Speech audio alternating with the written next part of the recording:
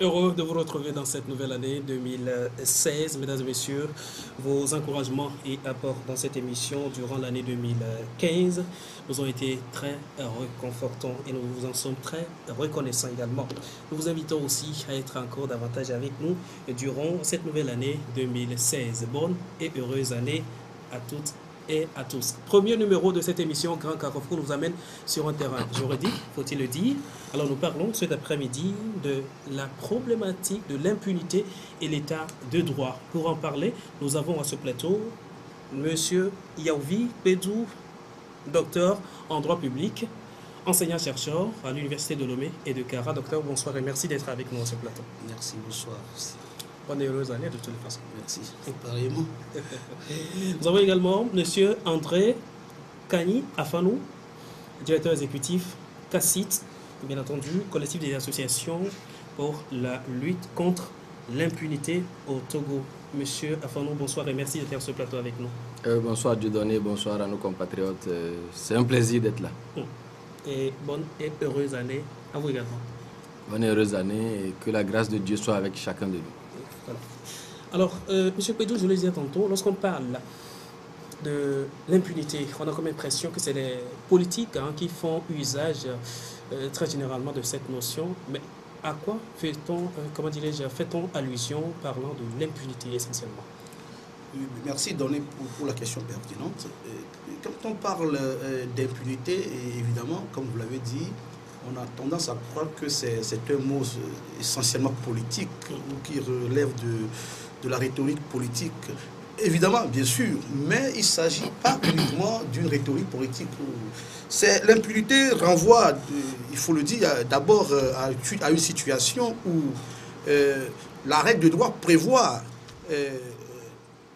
des peines à l'encontre d'un certain nombre de comportements. Et logiquement, dès lors que ces comportements sont accomplis, leurs auteurs tombent sous le coup de la loi.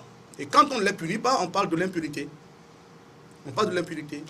Voilà, donc c'est naturellement une notion juridique.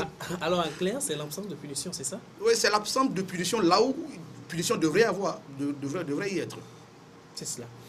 Monsieur Fanou, l'impunité, une connotation politique ou civile? Non, j'avoue que je n'irai ni sur l'un ni sur l'autre des terrains. Je dirais simplement, parce que même en introduction, vous avez dit que c'est une notion juridique, moi je serais un peu plus réservé. Je dirais simplement que toute société est régie par des règles. Que ces règles soient écrites ou non, lorsque vous êtes à la maison, par exemple, on sait que par hypothèse, lorsque vos parents vous demandent de faire quelque chose, parce qu'ils sont vos parents, vous devez leur obéir. Lorsque vous êtes sur un lieu de travail, il y a une hiérarchie qu'il faut respecter. Il y a des règles qui régissent, par exemple, les heures d'arrivée, les heures de départ. Lorsqu'à la maison, contrairement aux règles que tout le monde connaît, vous manquez de respect à vos parents et que justement, il n'y a aucun mécanisme pour vous rappeler que ce que vous avez eu comme comportement n'est pas tolérable et qu'au surplus, vous êtes la personne vous punit, on dit alors qu'il y a une situation d'impunité. Et donc pour moi, l'impunité peut être à deux niveaux. Premier niveau, c'est l'impunité de droit. Ça veut dire que en réalité, on a une société où on a un certain nombre de comportements qui sont observés, que la règle de droit doit punir, mais que la règle de droit ne punit pas. Dans les périodes les plus récentes, au Togo par exemple, tout le monde sait que nous avons eu un code pénal dont nous nous sommes battus pour que ce code pénal soit révisé. Et la bonne nouvelle, c'est que 2015 a vu un nouveau code pénal où, entre autres, le crime de torture, par exemple, est reprimé. Conformément d'ailleurs aux dispositions de la Convention internationale qui régit la question de la torture. L'impunité s'observe d'ailleurs aussi actuellement au Togo, quand vous voyez un peu le fait que la plupart des pays de l'Afrique de l'Ouest sont dans une logique où ce qu'on appelle le statut de Rome portant création de la Cour pénale internationale. La plupart des pays de l'Afrique de l'Ouest ont adhéré à ce statut de Rome-là. Notre État continue de persister à ne pas être dans cette logique. Ça veut dire que le signal que notre État donne, c'est ce qu'il faut expliquer à nos compatriotes.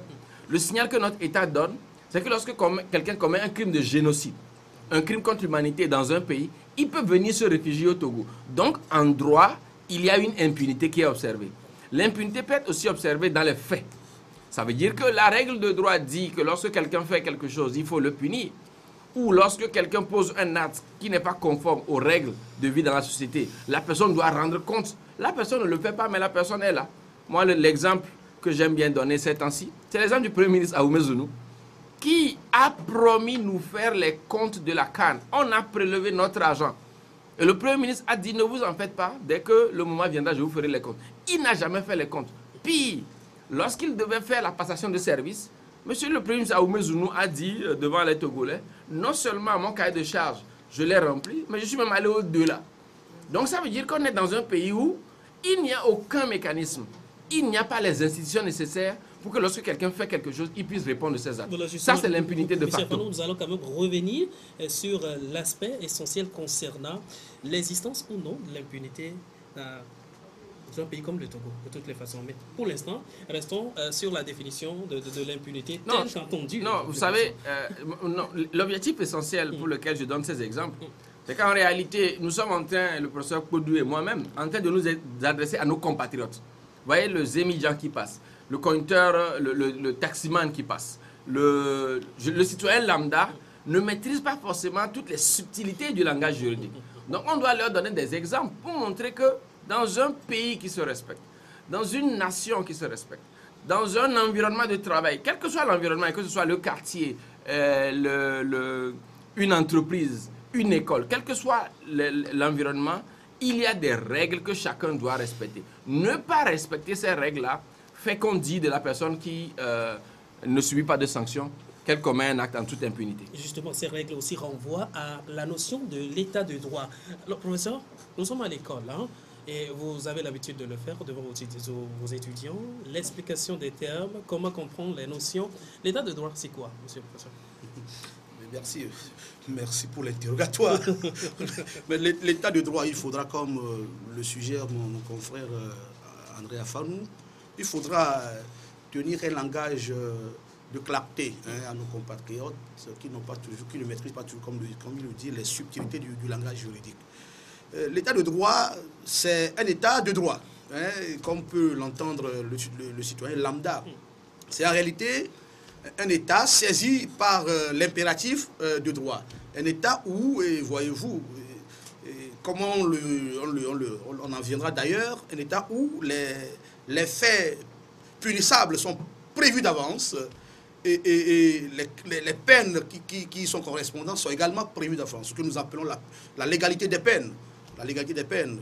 Donc, un état de droit, c'est donc un état au sein duquel et le gouvernant et le gouverné, voyez-vous, sont régis par la règle de droit, et de manière à ce que personne ne soit au-dessus de la loi, que la loi soit égale à tous, qu'on soit au pinacle, qu'on soit au sommet ou qu'on soit au-dessous du sommet, voyez-vous, à la base.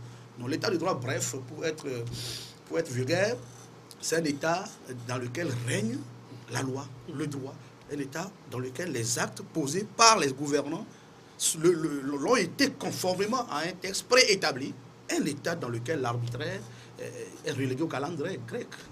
Justement, état de droit, une cité est régie par la loi. Monsieur Fanou, avez-vous la même compréhension de la chose? Non, bien sûr. Je voudrais rappeler aussi que quand vous étudiez l'histoire, vous voyez qu'il y a eu dans la vie des nations des périodes où c'est ce qu'on a appelé la volonté du prince qui faisait la loi. Ça veut dire que vous voyez par exemple au temps de Louis XIV, où Louis XIV était presque un dieu. Ou vous voyez même en Afrique, au temps des dictatures, ce sont les chefs d'État qui se lèvent un matin et qui décident que la pluie tombe par ici, que la pluie ne tombe pas par là. C'est une façon imagée de présenter la situation. Donc ces situations-là ne prennent pas en compte le fait que l'humain, par hypothèse, peut se tromper. Et lorsque l'humain se trompe, alors qu'on lui donne tous les pouvoirs, j'allais dire de vie ou de mort, sur les citoyens, ça pose un grand problème. Et donc l'une des meilleures réponses que la société moderne a trouvées, c'est de tout faire pour que nos sociétés soient ce qu'on appelle un état de droit. Et le professeur l'a si bien expliqué. Un état où chacun sait que lorsque nous vivons ensemble, il y a des règles que nous devons respecter. Que l'on soit chef d'État, que l'on soit ministre, président de l'Assemblée nationale, membre de la famille présidentielle, Zémidjan au passage, simple étudiant, originaire de Dapaon, de Mango, d'Enfoin, d'Aného, de Palimé, quel que soit l'endroit d'où on vient, tant qu'on est Togolais, on sait qu'on a des droits et des devoirs. Et donc l'état de droit postule qu'il y a la Constitution qui est un peu la Bible à laquelle tout le monde doit obéir dans une nation. Après la Constitution, il y a un certain nombre de textes qui régissent la vie dans la communauté. Ça, c'est un peu au niveau national. Et en fonction du principe de la souveraineté, les États librement vont dans ce qu'on appelle la communauté internationale et ils respectent et ils adhèrent à un certain nombre de textes et traités internationaux. À partir de ce moment aussi, ces traités internationaux sont incorporés dans ce qu'on appelle l'arsenal juridique national. Par exemple, parlant de droit, la Déclaration universelle des droits de l'homme, les pactes de 66, le pacte sur les droits civils et politiques, le pacte pour les droits économiques, sociaux et culturels, sont autant de textes, la liste peut continuer, hein, sont autant de textes internationaux que nous venons maintenant intégrer dans l'arsenal juridique national. Et nous disons simplement, à partir de telle année, nous tous Togolais, nous acceptons de ne nous soumettre qu'à l'autorité de ces textes-là. Là où c'est très important, c'est que lorsque les citoyens ont à un moment donné l'impression d'être brimés par quelqu'un, d'être victimes d'une injustice, ils se cachent alors derrière les dispositions des textes pour réclamer effectivement que justice soit faite. À l'inverse, lorsqu'on découvre qu'à un moment donné, une des règles sous lesquelles nous sommes tous ensemble pose un problème par rapport au principe d'égalité, par rapport au principe de répartition équitable des richesses, alors, en tant que citoyens, nous pouvons nous battre pour que la règle soit modifiée. Quelqu'un dira d'ailleurs, en utilisant l'adage latin, que la loi peut être dure, mais c'est la loi. Ça veut dire qu'au final, l'état de droit, c'est cet environnement dans lequel nous tous, nous connaissons la règle au départ et nous la respectons. Point barre. Justement. Alors, professeur, qui fait le droit dans un état de droit? Ou qui fait la loi plutôt dans un état de droit? Mais qui fait la loi dans un état de droit? Vous savez que dans tout état moderne, comme c'est le cas du Togo, il existe des organes qui sont chargés de... Il y a 3 fonctions essentielles qui sont donc confiées à 3 organes distincts. La fonction exécutrice, la fonction comment vous avez, législative et la fonction juridictionnelle, je ne dirais pas judiciaire, mais juridictionnelle. Il est de principe que la fabrique de la loi relève de la fonction législative, même si nous savons qu'en la matière, le partage est fait, sinon la concurrence est assez rude, et de plus en plus rude, entre l'exécutif et le législatif, qui en principe devrait en être l'auteur principal. Donc bref, fait la loi dans un pays, ou bien font la loi dans un pays, l'ensemble des organes prévus à cet effet. Le principe, c'est que la loi relève du domaine du législatif. Mais de plus en plus, et ce n'est pas propre à nos pays, la loi n'est plus fermée, la loi n'est plus le monopole du pouvoir législatif. De plus en plus, la majorité des lois sont aujourd'hui d'origine gouvernementale. Mais l'essentiel, c'est que cela soit prévu, et comme c'est le cas d'ailleurs, par la Constitution, la Bible, comme le disait mon confrère. Et cette loi n'est pas toujours une imposition. Hein. Maintenant, je reviens à cette question. Nous parlons tantôt de l'état de droit et l'impunité. Ces 2 notions sont-elles cohabitables, M. Afam? Ah oui, c'est des notions qui sont liées. Vous savez, quand nous parlions d'impunité, nous avons commencé en disant qu'il y a des règles à respecter. Ces règles peuvent être écrites ou non. Et quand nous avons défini l'état de droit, nous avons dit que l'état de droit, c'est justement l'état au sein duquel tout le monde connaît la règle. Et tout le monde se soumet à l'application de la règle. Et donc, de façon générale, dans nos sociétés modernes, idéalement, l'état de droit doit être un état dont les règles combattent l'impunité.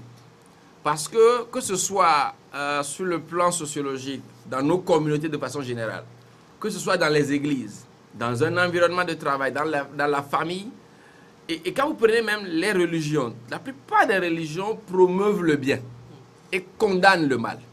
Donc ça veut dire que, par hypothèse, un état de droit doit être celui-là qui pose un certain nombre de principes positifs auxquels les citoyens doivent satisfaire pour avoir eux aussi, et on n'aura pas forcément le temps de revenir là-dessus, le droit de réclamer un certain nombre de services de la part de l'État. Ce que je voudrais aussi dire, c'est que dans le fond, quand vous analysez un peu au niveau de la communauté internationale, des fois, il y a des débats entre les grands systèmes politiques. Vous allez voir par exemple que les Occidentaux de façon générale peuvent être opposés à ceux qui sont du côté de la Russie. Quand je parle des Occidentaux, je parle des États-Unis, de la France et des compagnies. Mais au fond, chacun de ces États-là a ses règles. Et il y a eu entre eux, comme dirait maman, dans la cour des grands, les grands se sont chamaillés entre eux. Quelqu'un peut gagner, quelqu'un peut ne pas gagner, etc. Mais ce qui est vrai, ce qui est constant, c'est que quelle que soit la nature de l'État, il y a des règles qui se veulent justes et des règles que tout le monde doit respecter. Et moi, je pense qu'il est heureux de savoir que depuis 1990, essentiellement, avant 90, c'est vrai, il y avait des règles, mais depuis 90, essentiellement, l'État de droit que nous voulons construire au Togo, c'est un État où un certain nombre de principes aussi, au-delà de la séparation du pouvoir dont parlait le professeur tout à l'heure, un certain nombre d'autres principes sont respectés. La primauté de la règle de droit, l'égalité de tous devant la loi. Ça veut dire qu'en réalité, quelqu'un ne peut pas se prévaloir du fait qu'il a une obédience politique donnée ou qu'il appartient à une famille donnée pour justement ne pas respecter les règles. Donc moi je pense qu'il y a une bonne corrélation et c'est d'ailleurs de bonne guerre. Est-ce que une mise ensemble de ces deux notions est envisageable? Oui, mais donné comme l'a dit André, je pense que les deux notions, état de droit et impunité, voilà, constituent un couple parfaitement harmonieux. Harmonieux dans ce sens où, comme nous le disions entre-temps, un état de droit, c'est aussi un état dans lequel des règles sont posées d'avance. Et lorsque un État se réclame de droit et qu'il se refuse de poser certains principes, là, il y a consécration de l'impunité. Encore faut-il que le crime soit punissable, soit prévu. Et lorsque dans un État, on se refuse délibérément de criminaliser certains comportements, pour autant, sous d'autres se criminaliser, il y a là problème, il y a impunité. Et là, c'est une fissure de l'État de droit. Le second aspect de la corrélation entre ces deux notions, c'est lorsque sur le plan pratique maintenant, lorsque ces règles sont prévues et que néanmoins elles n'ont pas d'application ou elles ne reçoivent pas d'application dans les mêmes conditions, eh bien il y a aussi problème et on peut parler de fissure de l'état de droit. Finalement, je pense que la corrélation entre état de droit et impunité me paraît presque congénitale. Presque congénital. Moi, je me dis, dans un état de droit véritablement parlant, enfin, la question de l'impunité ne devra plus exister. Dans la mesure où un véritable état de droit, M. Afano, ne peut en aucun cas faire place à l'impunité. C'est ce que le professeur a expliqué. En réalité, quand il dit que les deux constituent une harmonie, c'est pour dire justement que dans un état de droit, la lutte contre l'impunité doit être naturelle. Les règles doivent être telles que lorsque quelqu'un commet un acte antisocial, lorsque quelqu'un commet un acte qui va en contradiction avec les règles, naturellement, la personne doit être punie. C'est un peu ce qu'il voulait dire. Et moi, je pense qu'il n'y a pas lieu de trop débattre de ça. Maintenant, si vous voyez, que ce soit au Togo ou pas seulement, ou dans d'autres pays, même pas seulement africains, vous voyez un peu tout ce qui se passe aux États-Unis, lorsque malheureusement, les policiers blancs s'en prennent aux noirs, ils tirent sur eux. Ce n'est pas le plus grave. Le plus grave, c'est le sentiment d'injustice, de frustration, d'indignation que les communautés noires éprouvent.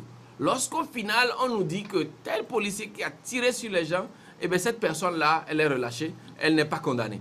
Donc, vous voyez que le fonctionnement de la société est tel que on a comme l'impression que lorsque quelqu'un commet un acte qui normalement doit être puni et que cet acte n'est pas puni, eh bien, ça pose un grand problème, ça crée des frustrations et forcément, si on n'y prend pas garde, ça peut causer des dommages encore plus importants. Je n'en veux pour preuve que le fait que lorsque, effectivement, à Ferguson, par exemple, un noir est tué alors que ça ne doit pas l'être, et qu'on dit que la personne n'est pas coupable, vous voyez tout ce qui est comme dégâts dans la ville.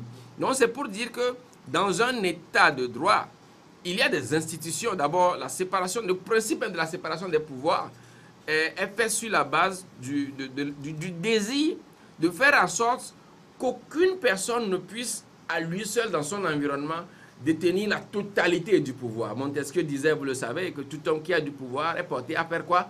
À en abuser. Donc c'est pour dire que dans un état de droit, idéalement, la séparation des pouvoirs, l'égalité de tous devant la loi, la primauté de la loi, le fonctionnement harmonieux des institutions qui aujourd'hui pullulent dans nos pays. Vous voyez, au-delà de l'Assemblée nationale, du gouvernement et du judiciaire, on voit dans notre pays, par exemple, la Cour constitutionnelle, la Haute Autorité de l'audiovisuel, la communication, la Commission nationale de... C'est autant d'institutions dont le rôle est simplement de veiller à ce que personne ne commette un acte antisocial et que cette personne-là ne réponde pas de ses actes. L'impunité, ce n'est pas forcément que la personne soit punie. C'est aussi au minimum que la personne qui a fait quelque chose de négatif puisse faire acte de contrition. Dans notre pays, par exemple, plusieurs fois, excusez-moi de donner l'exemple de notre pays plusieurs fois, parce que de toute façon, si on se mettait là à ne pas parler à nos compatriotes, c'est aussi une façon d'encourager l'impunité. Il faut qu'on explique aux gens, au-delà des exemples politiques et un peu sensibles, dans la rue, lorsque quelqu'un, dans la circulation, quelqu'un brûle le feu rouge, vous voulez le lui dire et que la personne vous insulte. Vous voyez, c'est aussi un acte qu'on commet en toute impunité. La liste peut être longue. Donc, dans un état de droit, encore une fois, les institutions doivent être opérationnelles, vivaces, avoir les moyens. Et chaque fois qu'il y a un acte qui est posé, les institutions, normalement, doivent apporter une réponse claire pour mettre fin à l'impunité. C'est cela. Alors, M. Kouedjou, dites-moi, quels sont les facteurs favorisant dans un État les cas d'impunité, selon vous? Les facteurs plutôt favorables à faire qui... Moi, je pense en premier lieu au manque de volonté. Pour ma part, sinon, il n'y a pas un facteur tout faire qui soit de nature à favoriser l'impunité. C'est en Afrique, dans nos pays, je pense qu'il y a aussi la nostalgie du passé où la loi n'était applicable que pour certains, qu'à l'égard de certains. On est d'accord. Donc, c'est le manque de volonté. C'est le manque de volonté tout court, de volonté politique. Parce que, vous savez, nous en reviendrons, parce que vous demandiez tout à l'heure à M. André Afanou d'obtempérer un temps sous peu. Il y a des actes publics qui sont posés dans ce pays, dans nos pays, dans ce pays, et qui n'ont pas eu de suite. Est-ce qu'il y a un facteur qui favorise ça, si ce n'est pas le manque de volonté? Moi, je pense. Puisque, voyez-vous, monsieur Donné, prenez notre constitution, celle du 14 octobre 1983. C'est l'une des meilleures de la sous-région. Donc, sur le plan théorique, tout est là pour combattre l'impunité, pour décourager l'impunité, en fait de faire en sorte que la règle de droit soit égale à tous. Mais est-ce que ces textes-là sont toujours appliqués? Pour ma part, le facteur primordial, c'est le manque de volonté. C'est le souci de croire que, je suis là, il est proche de moi, il ne doit pas subir cette attitude, c'est humiliant pour ma famille, etc. C'est le manque de volonté. Pour ma part, c'est... Alors, M. Afanou, les textes sont là. Le cadre juridique, d'ailleurs, est là. Mais à côté, on retrouve l'impunité. Alors, selon vous, quels peuvent être les facteurs favorisant les cas d'impunité dans un État? Là, je vais insister sur le fait que c'est très important dans un État qu'on sache que nous sommes nombreux au Togo, nous sommes 7 millions, mais nous n'avons pas le même niveau de responsabilité. On nous a dit que l'année passée, par exemple, lorsqu'en en avril-mai, il y a eu l'élection présidentielle, Forest Simna Nyasingbe a été élu. Et il a d'ailleurs, au terme de ce processus électoral, prêté serment de faire quoi? De respecter la Constitution et de faire respecter la Constitution. Ça veut dire déjà qu'il a une responsabilité plus importante que nous autres. Il doit vérifier quelles sont les dispositions de la Constitution qui permettent de garantir les droits et les devoirs des uns des autres. Il doit vérifier quelles sont les institutions qui sont prévues par la Constitution pour que justement la séparation des pouvoirs et tous les autres principes puissent nous aider à vivre dans un environnement où les droits et les devoirs des uns des autres sont pleinement respectés. Et donc, si il ne prend pas conscience de ça, vous savez, par rapport à un certain nombre d'actes qui sont posés par le passé, vous discutez avec certains observateurs qui vous disent « Ah, le chef de l'État, il fait ce qu'il peut faire, mais vous savez, pendant longtemps, il y a eu ceci, il y a eu cela. » Non, la réponse, elle est simple. Qui est le chef de l'État? Il y a des actes que le chef de l'État, Forest Simna Nyasingbe, a voulu poser dans ce pays. Il les a posés. Il a été capable, par exemple, de mettre en prison son propre frère. Il a été capable de mettre en prison ses collaborateurs les plus puissants, entre guillemets, à l'époque. Donc, je ne vois pas qui il ne peut pas mettre en prison lorsque cette personne pose un acte.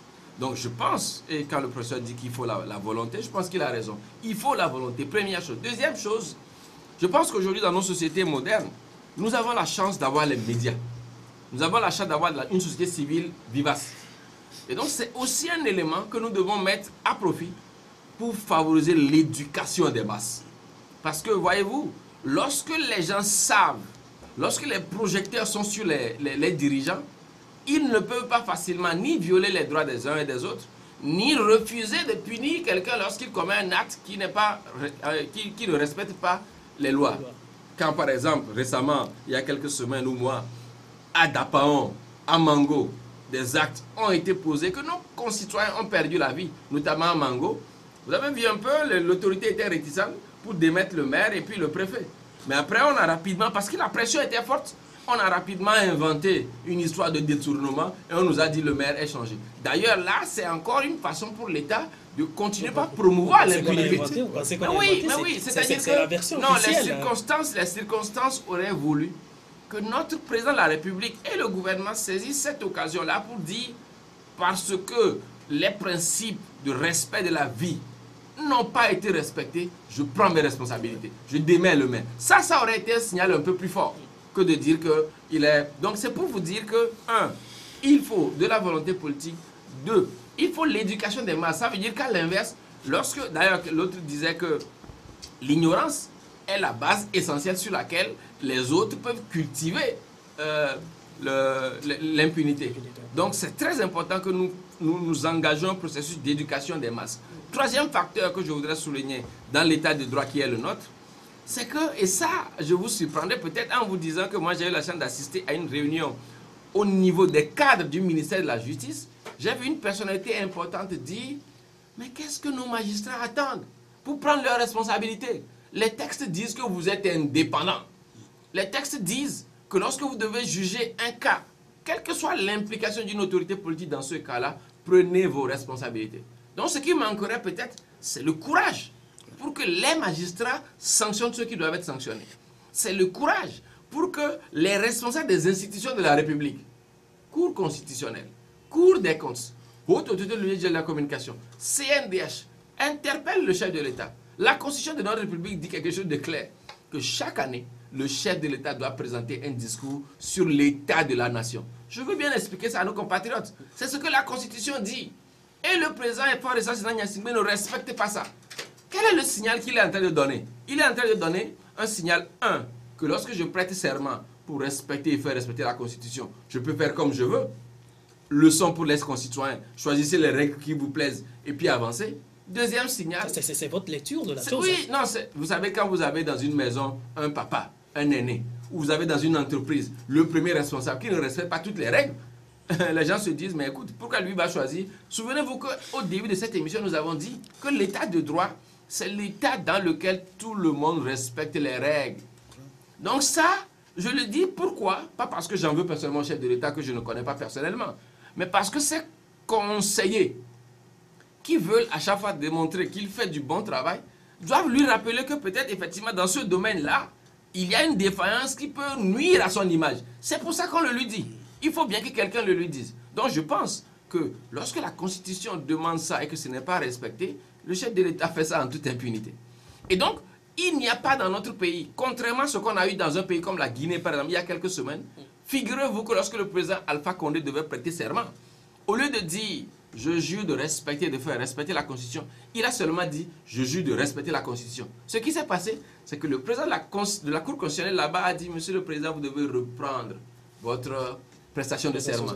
Ça, ce monsieur, il s'est fait respecter, il a fait respecter l'institution qui est la sienne. Donc je pense que l'un des facteurs sur lesquels il faut insister aussi, c'est que les responsables de nos institutions doivent faire preuve d'un peu plus de courage. D'ailleurs, ça ferait du bien au chef de l'État, ça ferait du bien à tout le monde. Je terminerai en disant que ça ferait d'autant plus de bien au chef de l'État et aux Togolais de façon générale qu'actuellement nous sommes en train de nous battre pour être éligibles à un processus qu'on appelle le Millennium Challenge Accounts.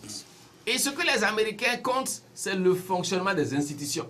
Le chef de l'État lui-même gagnerait à démontrer que, la dernière fois, vous savez, j'ai oublié de faire un discours sur l'état de la nation. Une institution de mon pays me l'a rappelé. On m'a dit que je dois déclarer les biens. J'avoue que compte tenu de mes nombreuses responsabilités, je n'arrivais pas à le faire. Une institution de mon pays me l'a recommandé vivement. Et je l'ai fait. Ça montre la vivacité des institutions. Moi, c'est autant d'éléments que nous partageons. Celui qui veut bien le prendre positivement, le prend positivement. Celui qui n'accepte pas devra simplement vérifier est-ce que objectivement ce que nous disons est avéré ou pas. Alors, M. Kouidou, aujourd'hui, est-ce qu'on peut parler d'un véritable état de droit dans les, comment dire, bon, permettez-moi cette redondance, dans les États africains? Ce respect égal des lois pour qu'on parle d'état de droit, c'est possible aujourd'hui dans les pays africains? Merci, Doné. Vous savez, le sempiternel problème auquel les Africains se sont confrontés, c'est le grand fossé qui existe entre ce qui est théoriquement prévu et la réalité du vécu quotidien des citoyens africains. Du point de vue théorique, il n'y a aucun doute que notre pays est un état de droit, puisque ce pays théoriquement remplit toutes les conditions, en tout cas toutes les conditions pour être éligible au rang des états de droit. Mais je suis réticent à dire plus sur la question de savoir s'il s'agit d'un véritable état de droit. Je suis réticent à répondre par l'affirmative, puisque dans la réalité, nous venons de le dire, ne serait-ce que sur la congrue portion 2012 ou 2013-2015, les actes qui portent atteinte à l'éligibilité même du Togo comme état de droit qui ont été posés au Togo font légion. On peut en citer. Lorsque dans un pays comme le Togo, on nous dit que quelques individus armés ont dévalué 4 milliards à notre unique aéroport et que jusqu'ici, on n'arrive pas à nous dire où est-ce qu'on en est. Lorsque dans ce petit pays, on dit que notre marché a été brûlé, il y a eu des versions contradictoires, jusqu'aujourd'hui, on ne nous dit rien de concret. Les enquêtes sont toujours en cours. Les enquêtes sont toujours en cours, les Togolais sont impatients, ils sont dans l'insécurité, il faut les éclairer. Lorsque dans ce petit pays, notre chère équipe nationale a été tirée dessus et que jusqu'alors on ne sait pas d'où viennent ces tirs, etc., etc. Je pense qu'il y a ce qu'on appelle consécration même et maintien, j'allais dire entretien de l'impunité au plus haut sommet de l'État. Et ça ne permet pas de dire que dans la réalité, les Togolais vivent les délices de l'État de droit. Voilà. Monsieur Afanou, parlera-t-on d'un véritable État de droit dans les cités africaines? Les avis doivent être partagés. Puisque la question, vous ne l'avez pas réduite au Togo, mais vous l'avez étendue aux cités africaines. La bonne nouvelle, c'est qu'il y a inéluctablement dans certains pays africains aujourd'hui un certain nombre de droits dont la jouissance est consacrée par les textes et qui sera difficile de retirer, par exemple, aux citoyens. Au Togo, par exemple, par la grâce de Dieu, nous avons la liberté d'expression. Et c'est ce qui fait que lorsque nous arrivons chez vous, nous pouvons parler librement, descendre sans avoir peur que quelqu'un nous emprisonne après. Au temps du président Yadema, on le sait, c'était pas évident. Vous allez à la TVT, vous faites l'émission, et puis après, on vous cueille. Même le journaliste. C'est ça. C'est vrai qu'aujourd'hui, l'autocensure occupe encore une bonne place. Les gens se disent, est-ce que je dois dire ça? Est-ce que dans mon émission, je dois inviter telle personne? Mais nous prions pour que l'autorité elle-même affirme le principe selon lequel les gens doivent parler. Parce que la seule chose qui peut rester aux gens lorsqu'ils ont l'impression d'être brimés, c'est deux choses peut-être. C'est un, la liberté de parler de ce qu'ils ont vécu, et deux, la liberté de manifester. Et je pense qu'aujourd'hui, liberté de manifestation, liberté d'expression, on a ça au Togo. Liberté d'association, on a ça. Il y a un certain nombre d'autres droits. On a quand même théoriquement des institutions qui sont là. Moi, je pense que ce qui manque aux institutions dans notre pays, le Togo, et dans beaucoup de pays africains, c'est des gens courageux pour incarner ces institutions-là. Des gens qui soient même prêts à perdre éventuellement leur poste lorsque, effectivement, ils posent un acte. Au Bénin, par exemple, dans l'affaire Talon, on a vu un magistrat qui a rendu une décision conformément à ses convictions et qui a fui le pays. Au Togo, je ne reviendrai pas là-dessus. On sait dans quelles conditions le président Kounté a été obligé de quitter le pays. Donc, de façon générale, il y a des acquis. Et on ne va pas tout peindre en noir. Moi, qui travaille dans le domaine des droits de l'homme, je peux vous dire que lorsque vous allez dans d'autres pays, la situation est nettement plus difficile. Moi, j'ai eu la chance d'aller, par exemple, au Burundi de Pierre Nkurunziza. à un moment d'ailleurs où ce n'était pas aussi compliqué que maintenant, mais le président Pierre Nkurunziza cherchait par exemple dans le domaine de la liberté d'expression à obliger les associations à s'enregistrer chaque année. C'est que vous venez, votre autorisation prend 12 mois, après vous revenez. Je peux faire la liste des autres pays où effectivement en RDC par exemple la situation des défenseurs des droits de l'homme n'est pas celle que nous avons au Togo. Donc je pense qu'il y a des acquis. Un dernier acquis, c'est que nous avons en termes d'interaction avec les autorités beaucoup de facilité d'écoute. Moi j'observe une situation que je trouve anormale, j'appelle une autorité et généralement on est écouté. Même si, quand je dis on est écouté, c'est qu'on est là, on est reçu, on dit ce que nous avons dit. Je pense que c'est des choses qu'il faut saluer. Le Togo est en train de faire sa marche vers l'état de droit. C'est juste que le Togo doit résolument faire un choix. Aujourd'hui, le Togo, par exemple, doit choisir entre ressembler au Burkina Faso, au Ghana et au Bénin, ses voisins les plus immédiats, ou ressembler à la Guinée équatoriale de Obiangema, à la Somalie, au Soudan, et à ces pays-là où aucune liberté, au Congo du président Sassou. Le Congo, par exemple, me semble-t-il, est effectivement un exemple à citer de ce que nous ne devons pas faire. Ou le Burundi, c'est encore plus grave. On utilise les textes pour consacrer la volonté d'un individu. Dans la plupart des pays africains aujourd'hui, ce à quoi on assiste, c'est que les gens sont au pouvoir et puis les gens vous disent, vous savez, je suis le plus intelligent. Je suis le seul qui peut vous gouverner. Sans moi, vous ne pouvez aller nulle part. Non. Aucun leader crédible ne peut dire ça. Le président Blaise Compaoré, par exemple, a essayé de faire ça. Mais on a vu autour de lui, aujourd'hui, l'actuel président du Burkina, c'est Marc Roch Christian Kaboré. Ce monsieur a été un premier ministre de Blaise Compaoré. Ça veut dire qu'autour du président Faure Gnassingbé aujourd'hui, normalement en 2020, il y a des gens capables d'en unir pour diriger ce pays. Donc si le président Faure Gnassingbé ne leur cède pas la place, c'est qu'il est en train de frustrer des gens dans son propre camp. Je ne parle même pas des gens de l'opposition. Même chose dans tous ces pays-là, au Congo et dans d'autres pays. Donc moi je pense que dans l'intérêt même du développement économique de nos États, les chefs d'État actuels doivent clairement dire « Je ne veux pas ressembler à Sassou Nguesso. Je ne veux pas ressembler à tel. Je veux ressembler à Macky Sall. Je veux ressembler à John Mahama. Je veux ressembler au Burkinabé. » Et engager résolument l'État sur la voie du développement, sur la voie de la démocratie. C'est justement la question qui me venait. Pourquoi alors aujourd'hui combattre l'impunité et quel atout cela nous donne en tant que cité? Ah mais nous ne pouvons pas ne pas combattre l'impunité. Parce que l'impunité est la consécration de l'état de nature, de l'état sauvage. L'état de nature, nous l'avons quitté depuis. L'état de nature, c'est cet état où c'est la force qui prime sur le droit. Lorsque quelqu'un peut montrer qu'il a beaucoup de muscles, ou lorsque quelqu'un peut montrer qu'il a les armes, ou lorsque quelqu'un peut montrer qu'il connaît tel puissant, que ce soit puissant économiquement ou puissant physiquement, et bien cette personne-là brime tous les autres. Ça, là, cet état-là, nous l'avons quitté depuis, en tout cas théoriquement. Donc, si le chef de l'État, la classe politique, opposition, pouvoir compris, ne veulent plus qu'on aille dans ce sens, ils n'ont qu'à nous le dire clairement. Parce que nous ne voulons pas commettre l'erreur de penser que nous sommes en démocratie, alors que ce n'est pas le cas. Donc, nous pensons être en démocratie, nous jouissons de ces droits-là. Et donc, ce n'est qu'une bonne chose. Et d'ailleurs, l'expérience a montré que, quel que soit le niveau de développement économique, ce qui est important, c'est l'humain. Et l'humain doit être libre dans un principe, dans un État démocratique. Justement, alors, une petite parenthèse. Lorsqu'on parle d'impunité, on a comme impression généralement que c'est l'acte que pose un individu qui n'est pas puni.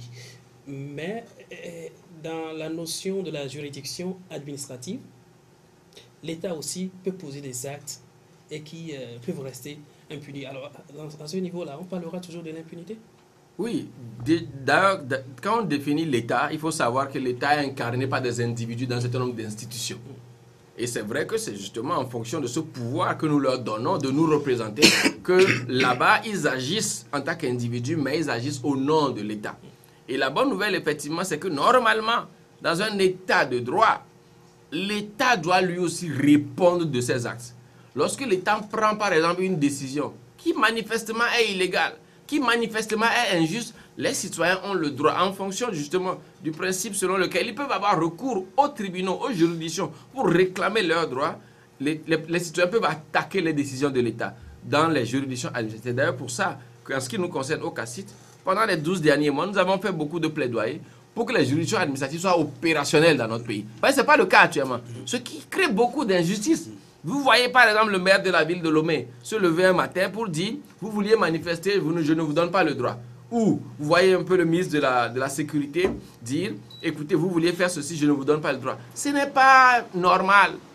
Dans les pays démocratiques, vous voyez un peu quand vous suivez l'actualité, le président Obama, qui veut sur une question objective, notamment la limitation du port d'armes, qui veut introduire des réformes, il prend beaucoup de gants parce qu'il n'est pas certain que lorsque ces propositions vont aller au Congrès, que ça va passer.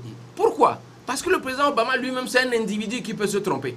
Donc on a comme l'impression que en ne rendant pas responsables les États, on consacre l'impunité des États et ce n'est pas une bonne chose. Alors, M. Kouedjou, pour éviter l'impunité dans un État, l'État est aussi attaquable. Hein? Bien sûr, bien entendu. Je commencerai par dire que, comme l'a dit mon confrère André, mais l'impunité, c'est la marque des sociétés primitives.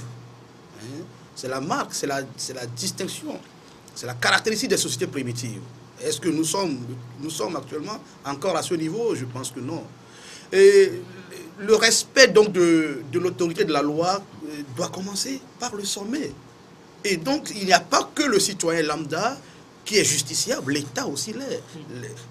L'autorité administrative aussi est justiciable. C'est pour cela qu'il a dit il n'est pas normal qu'au jour d'aujourd'hui encore, jusqu'aujourd'hui encore, eh bien, les juridictions administratives ne soient pas véritablement opérationnelles dans notre pays. Dans bien d'autres pays de la sous-région, ces juridictions fonctionnent. Et donc, en réalité, l'impunité ne se résume pas. Enfin, l'exigence de punir les actes punissables ne se résume pas aux citoyens. Elle s'étend également à l'administration d'une manière générale. Ce n'est pas pour rien que le principe est général, celui de la légalité des actes administratifs. Quand vous posez, une autorité administrative prend un acte contraire à ce que prévoient les textes, mais on ne peut pas le laisser impuni. Et encore faut-il avoir sur place les organes chargés de cette punition, de cette action-là. C'est pour cela que nous en appelons nécessairement, nous en appelons urgemment à l'opérationnalité, à la mise sur place de ces organes-là, pour que enfin le Togolais, le citoyen togolais, le citoyen africain puisse aussi se sentir dans une certaine sécurité juridique. Alors, M. Fanou, faut-il aller aujourd'hui vers la création, la mise en place d'autres organes pour le respect de la loi, pour la fabrication de cet état de droit, ou faut-il renforcer les institutions? Non, vous savez, nous avons dit tantôt que nos États, c'est d'ailleurs bon, hein, sont en voie de démocratisation. Les institutions rencontrent beaucoup de défis. Et la prière qu'il faut faire, c'est que ces défis qui peuvent se situer au niveau de l'humain d'abord, la qualité des ressources humaines qui animent nos institutions peut être améliorée. Quand il dit ça, je ne veux poser du tort à personne, c'est-à-dire que dans tous les domaines où nous travaillons, nous avons besoin de formation. Donc ça veut dire que lorsque vous êtes nommé dans une institution, vous avez besoin de formation pour être encore meilleur, vous avez besoin de côtoyer les gens des autres pays, des autres instances, pour être meilleur et bien faire votre travail. Donc je pense que c'est un aspect sur lequel il faut travailler au niveau de l'existant. Ensuite, en termes de quantité, je crois que quand vous prenez, par exemple, je prends vraiment un exemple parmi mille autres, la CNDS, la Commission nationale des droits de l'homme, n'a que des branches dans les régions. Encore que jusqu'à une période récente, ils en avaient à Lomé, à Tapamé et puis à Kara. Okay? Récemment, j'ai cru comprendre qu'il y en a eu à Dapaon et peut-être dans la région centrale. Donc, la CNDH, de par le rôle que la Constitution lui confère, est normalement l'institution vers laquelle les citoyens doivent aller lorsqu'ils sentent que leurs droits sont violés, avant même d'aller devant les tribunaux. Donc je pense que ça gagnerait à être un peu plus agrandi. Les autres institutions, c'est valable pour ces institutions-là aussi. Mais au-delà de ces institutions qui existent, évidemment, il y a beaucoup d'autres institutions qui, dans le sens de la garantie de l'état de droit, dans le cadre de l'opérationnalisation de l'état de droit, doivent être créés et rendus opérationnels et qui ne le sont pas. Je prends à tout hasard les tribunaux. Il y a ce qu'on appelle le juge d'application des peines. Et c'est entre autres pour mission ce juge qui, lorsque vous allez aujourd'hui dans nos prisons, vous voyez des gens un, dont les procès n'ont pas encore eu lieu. Deux, des gens qui sont condamnés pour des périodes données, mais qui y sont au-delà des périodes concernées. Toujours quand je prends le système judiciaire, quand on prend le tribunal du travail, quand on prend le juge pour enfants, c'est autant de juges spécialisés qu'on ne trouve pas dans toutes les localités de notre pays. Ça veut dire que lorsqu'un citoyen, par exemple, à Dapan, a un problème et qu'il veut s'adresser aux juridictions, il est obligé de venir à Lomé. Donc le chantier, il est vaste. En même temps, ce qui est important, c'est ce que le docteur Pédou disait, je partage entièrement son avis, c'est que lorsqu'il y a la volonté politique, lorsque l'État résolument veut engager le pays dans la voie de la modernisation de ses institutions, les moyens arrivent. Les citoyens, si on leur explique bien, peuvent payer un peu plus d'impôts pour justement que leurs services qui leur sont rendus soient un peu plus importants. Moi, j'ai eu la chance dans les missions que j'ai eu à faire d'aller dans un pays comme la Norvège. C'est l'un des pays où il fait le plus bon vivre. Les citoyens payent beaucoup d'impôts, mais ils savent qu'à l'inverse, l'État leur garantit le droit à la santé par des hôpitaux de qualité, les hôpitaux qui ont toutes les infrastructures qu'il faut. L'État leur garantit le droit à l'éducation. Les étudiants n'ont pas de soucis pour aller étudier. C'est même étonnant pour eux que des fois on leur dise, mais écoutez, vous avez droit à la bourse, vous avez droit à tel. Donc ça veut dire que c'est toute une question de démarche pédagogique. Lorsque l'État nous explique clairement que les impôts qui sont prélevés à tel moment nous donnent droit de faire ça, ça, ça, ça, et que si on augmentait un peu ces impôts-là, ça permettait d'avoir un peu plus de services, mais ça va se faire. Donc moi je pense que déjà il faut se réjouir de ce que là où nous sommes quand même sur la bonne voie. Il ne faut pas tout peindre en noir. Nous sommes sur la bonne voie. Il y a des reculs qui ne sont plus possibles. Qu'on le veuille ou non, en 2020, le chef de l'État du Togo doit être élu par un processus électoral. Qu'on le veuille ou non, en 2018, l'Assemblée nationale du Togo doit être renouvelée. Ça, c'est des acquis. Maintenant, il faut améliorer les processus électoraux. Parce que, me semble-t-il, dans notre pays, on n'a pas encore la garantie que lorsque les citoyens se lèvent, ils vont dans l'urne, déposent le bulletin, on n'a pas la garantie que les résultats qui sortent sont les résultats réels. Et ça, c'est des choses qu'il faut améliorer. Monsieur Fanou, vous êtes de la société civile et là, nous parlons du combat contre l'impunité. Que fait la société civile togolaise? Vous avez vu, juste à côté, une société civile qui s'est fait parler d'elle, la société civile burkinabé. Alors, quel doit être le rôle de la société civile togolaise aujourd'hui pour le respect des règles, des lois, pour l'instauration d'un véritable état de droit? Alors, c'est beaucoup de questions en une. Je voudrais simplement dire que, d'abord, dans le sens de la lutte contre l'impunité, ce que la société civile doit faire, c'est d'abord une première chose. Informer les citoyens que lorsque vos droits sont brimés, vous ne devez pas rester là pour dire « Oh, vous savez, en tout cas, je ne veux pas de problème, il faut laisser faire. » Non, il ne faut pas laisser faire. Parce que comme nous on dit au CACIT, le crime se nourrit de quoi? De l'impunité. Donc la première chose que nous faisons, c'est l'assistance juridique et juridictionnelle. Aider les citoyens à connaître leurs droits et les accompagner devant les tribunaux au besoin. Deuxième chose que nous faisons le monitoring. C'est-à-dire que lorsqu'il y a des activités, des manifestations publiques, lorsqu'il y a des lieux de détention connus ou pas, nous allons dans ces lieux-là. Nous vérifions est-ce que, par exemple, dans les prisons, ce qu'on appelle les règles minimales en matière de détention, est-ce que ces règles minimales sont respectées? Parce qu'il faut expliquer à nos compatriotes que lorsque quelqu'un est détenu, la personne n'est privée que d'un droit, celui qu'on appelle le droit d'aller et de venir. Tous les autres droits, le droit à la santé, même le droit à l'éducation, doivent lui être garantis dans ces conditions-là. Mais je ne vais pas aller sur ce terrain. Donc nous faisons le monitoring, nous publions des rapports. C'est d'ailleurs le lieu de dire que cette année 2016, c'est une bonne année pour nous. Dans la mesure où le Togo aura deux rendez-vous essentiels devant les Nations Unies. Le premier rendez-vous, c'est devant le Comité des Nations Unies contre la torture. Je rappelle qu'il y a 4 ans déjà, c'est parce que le Togo devait aller devant ce comité-là. On a fait beaucoup de plaidoyer que le commandant Adjino, qui avait un problème sérieux, il risquait d'avoir le cancer au niveau de l'oreille, il avait été torturé. C'est à la faveur des recommandations du comité contre la torture que le commandant Adjino avait été, le capitaine je crois, avait été libéré. Donc, c'est une bonne année pour nous. Nous allons continuer par faire des rapports, soulever les problèmes et espérer que les conditions de détention soient améliorées dans notre pays. Deuxième rendez-vous important, c'est l'examen périodique universel. C'est l'instance où tous les droits sont analysés. Donc nous allons être à ces deux rendez-vous-là. Et nous allons continuer par bénéficier de l'opportunité que vous nous donnez en tant que médias. Mais nous avons surtout convenu, nous avons découvert en réalité que dans le cadre des actions que nous faisons, nous gagnerions beaucoup à approcher les universitaires. Parce qu'en réalité, c'est eux qui, en termes d'expertise, maîtrisent ce que je peux appeler les subtilités d'un certain nombre de questions. Nous, en tant qu'activistes, nous faisons beaucoup de bruit, comme on dit. Mais des fois, nous n'avons pas toute la matière. Donc, je pense que s'il y a un aspect que nous allons améliorer dans le cadre de notre travail, c'est aller régulièrement vers eux pour qu'eux aussi nous aident à avoir des positionnements un peu plus pointus. Comme M. Pédou. M. Pédou, qu'est-ce qu'il y a lieu de faire aujourd'hui pour véritablement faire asseoir un état de droit? Parce que nous sommes pratiquement vers la fin de cette émission. Mais merci.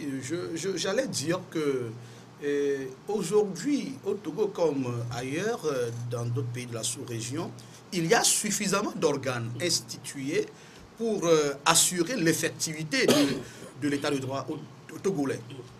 Et il ne s'agirait pas, ou il ne serait pas question d'en créer, à mon avis, d'en créer d'autres organes supplémentaires, ni de fabriquer des lois supplémentaires. Trop de lois tue la loi, dit-on. Vous savez, j'ai mis l'accent sur la volonté. Le chef de l'État, c'est le garant des institutions républicaines. Nous avons un Parlement qui doit jouer son rôle, il suffit qu'il joue son rôle. Nous savons très bien que du fait de ce que nous appelons le fait majoritaire, le Parlement dans la plupart des pays aujourd'hui est généralement muselé, puisqu'il est là généralement pour soutenir l'exécutif. C'est normal, c'est une pratique. Mais au-delà du Parlement, il y a d'autres organes, les juridictions constitutionnelles, qui doivent aussi jouer leur rôle. Et au-delà, il y a d'autres gardiens de la loi, de la Constitution. Le citoyen. Le citoyen, c'est ce qui n'est pas souvent dit. Le citoyen, au final, dans une hypothèse où le Parlement est devenu l'allié politique de l'exécutif, où le Parlement ne peut plus jouer son rôle constitutionnel de contrôle de l'action exécutive, eh bien, dans une hypothèse comme c'est le cas dans nos pays, où le juge constitutionnel se trouve obligé d'une obligation, je ne sais pas, obligé de reconnaissance à l'égard du pouvoir qu'il a nommé, eh bien, il n'y a que le recours au peuple.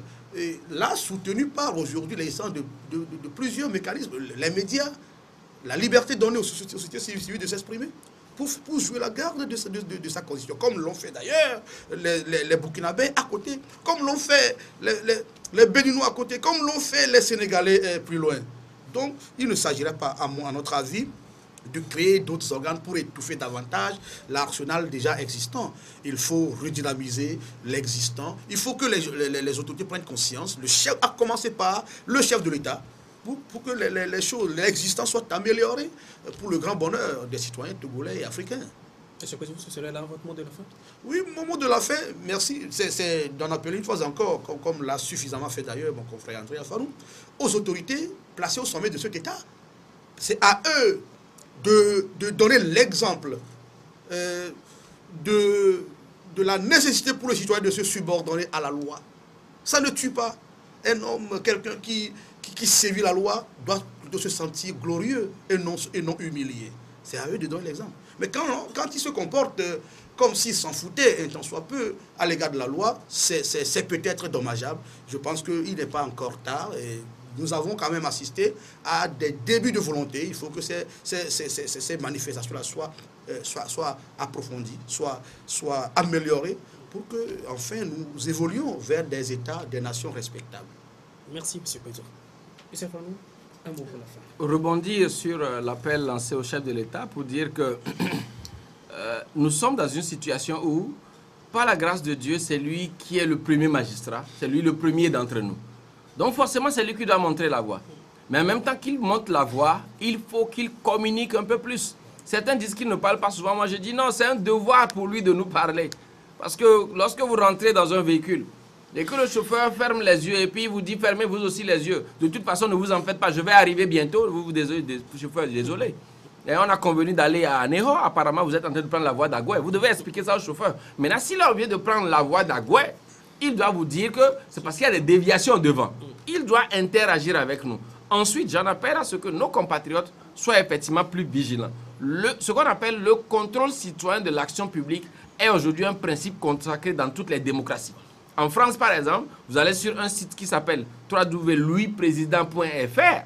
des journalistes et des citoyens sont en train d'évaluer la mise en œuvre des engagements du président Hollande. Les Américains font la même chose. Nous avons entrepris ici au Togo, et nous en appelons à ce que toute personne qui est intéressée nous approche, d'évaluer la mise en œuvre des engagements du président Faure Gnassingbé Gnassingbé. La Cour constitutionnelle nous a dit qu'il a été élu l'année passée. Soit. Maintenant, qu'est-ce qu'il a promis? Il avait dit, si je suis élu, je ferai ci, je ferai ça. Montrons que nous sommes vigilants pour une fois. Pour qu'au terme des 5 ans, si éventuellement il a bien fait, que non seulement son parti, mais lui-même soit fier et que ce parti puisse avoir beaucoup de force pour désigner une autre personne. Parce que je pense qu'il faut l'alternance dans ce pays. Mais s'il n'a pas bien fait, mais que d'autres citoyens capables de gérer ce pays-là puissent proposer ce qu'on appelle des plans alternatifs. J'espère simplement, enfin, que la classe politique togolaise, pouvoir et opposition, moi j'en appelle à ce que les rencontres entre Jean-Pierre Fabre et Faure Gnassingbé se multiplient pour qu'on puisse décrisper ce qui doit l'être et que les Togolais puissent s'engager résolument dans la voie de la construction du pays. Merci, M. André Kani, directeur exécutif du CACIT Togo. Merci d'être passé dans cette émission. Merci Dieudonné et merci à vous. Merci également à vous, M. Pedou Yaovi, docteur en droit public, intervenant dans les universités publiques du Togo. Merci à vous également, chers téléspectateurs. La séance prochaine, nous sommes encore ensemble pour d'autres thématiques. À très bientôt.